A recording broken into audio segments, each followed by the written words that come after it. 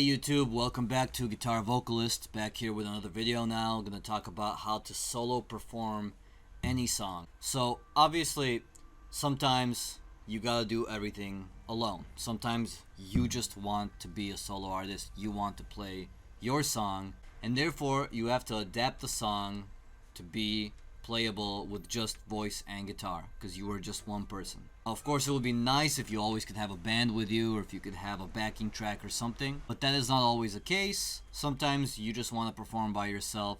Also, sometimes maybe in practice you want to just introduce a concept and be able to sort of show the entire feel of the song without having to play it necessarily or find it, or maybe you have your own take on a song, or maybe you wrote a song and you just need to try to perform everything on your own so the rest of the band can hear the full idea.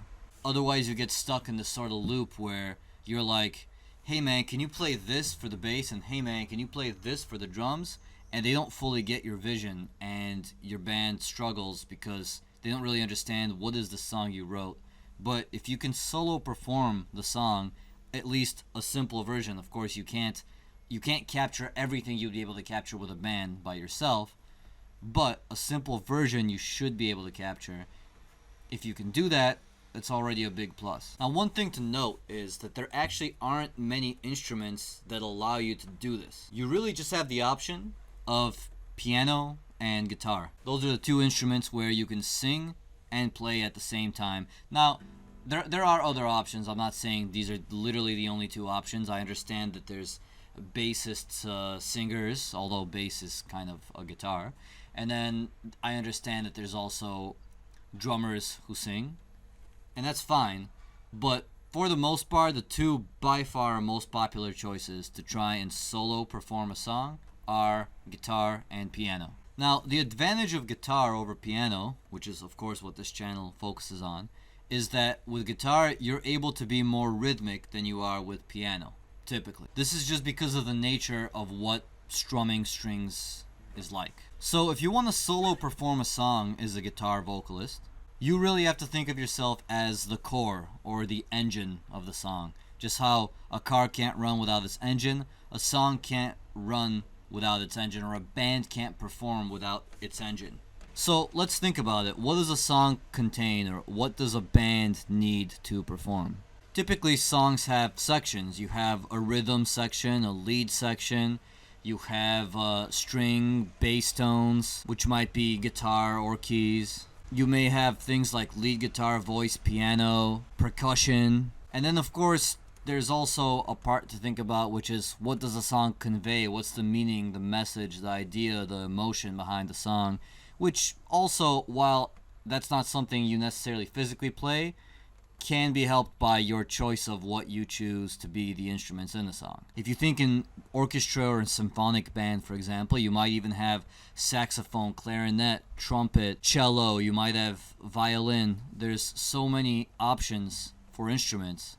But if you really strip all of this down, really you just have rhythm, lead, and then the meaning or message of the song. That's really it. So, since we can't perform all those instruments I mentioned, we can solo perform without losing those three elements: the rhythm, the lead, and the meaning of the song. So that being said, whenever we take a song, we have to try and think about how can we adapt it to be played on just this without losing any of those parts. And one simple way to think of it is, you play rhythm with your guitar, the lead is actually your voice, your vocal melody, and the meaning is how you present yourself as a whole. So if a song is more rhythmic, what you're going to want to try and do is, you're going to want to maybe try and strum the chords more aggressively. She calls me Goliath and I wear a David mask. I guess the stones are coming too fast for her now. No, I believe this nervousness will pass. All the stones that are thrown are building up the wall. So in that song, I was very rhythmic with my guitar playing, right? And now as I'm transitioning maybe to the chorus of the song, I can be a little bit more laid back on the rhythm and let my voice carry it more.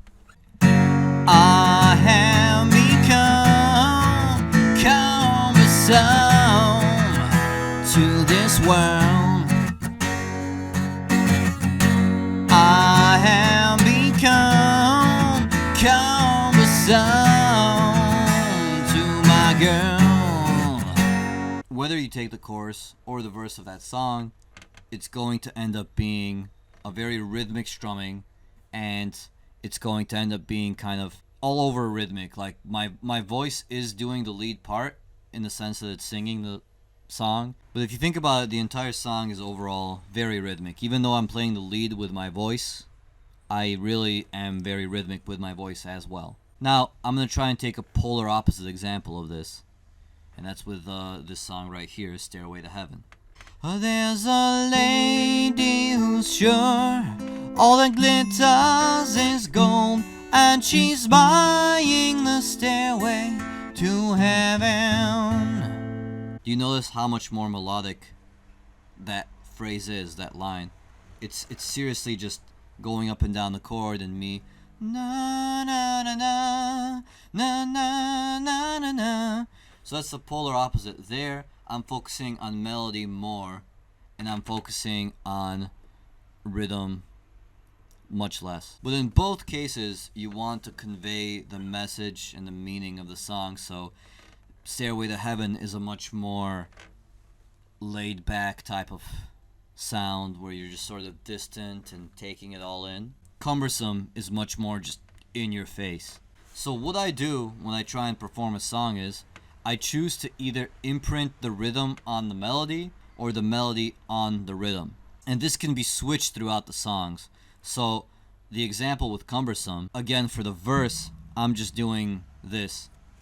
She calls me Goliath and I wear a David mask. I guess the stones are moving too fast for her now. There, I'm really just holding the rhythm with my guitar, and I'm just injecting the voice on top of it. So what's carrying it is the rhythm. But if I try and move to the chorus of that song, I'm actually going to let my voice carry it a bit more, and I'm going to actually just make sure I'm just strumming the right chord. I have become cumbersome to this world. You notice how I just played. Whereas in the verse, I'm very aggressively going. So my voice is being pulled back depending on what I want to convey. I'm thinking about what the melody is playing, and I'm thinking about what the rhythm is playing at all times. And you especially have to take care in between these transitions between songs, because you switch it up and you might lose in a live performance your ground that way. So watch the transition. Ooh, all the stones that are thrown are building up the wall. I have become cumbersome to this world. Did you notice how I really did a bit of a switch in between the two where I'm not strumming as aggressively? It's always important to remember these dynamics when solo performing a song. So again, in recap, just remember, we've got a rhythm, we've got a lead, and then we've got the message, the meaning we convey with the song. Alright, that's it for right now. Let me know what you think. Let me know if that breaks it down simply enough. I think that essentially every single song needs to have these three components if you want to solo perform it. Let me know what you think. Let me know songs you have a difficulty with, or maybe songs where this doesn't apply as well, or something like that. And maybe I can try and make another video on edge cases or exceptional cases or something like that. So thanks again for watching. Be sure to like and subscribe to the channel if you like this content and want to see more videos and be updated on anything I put out.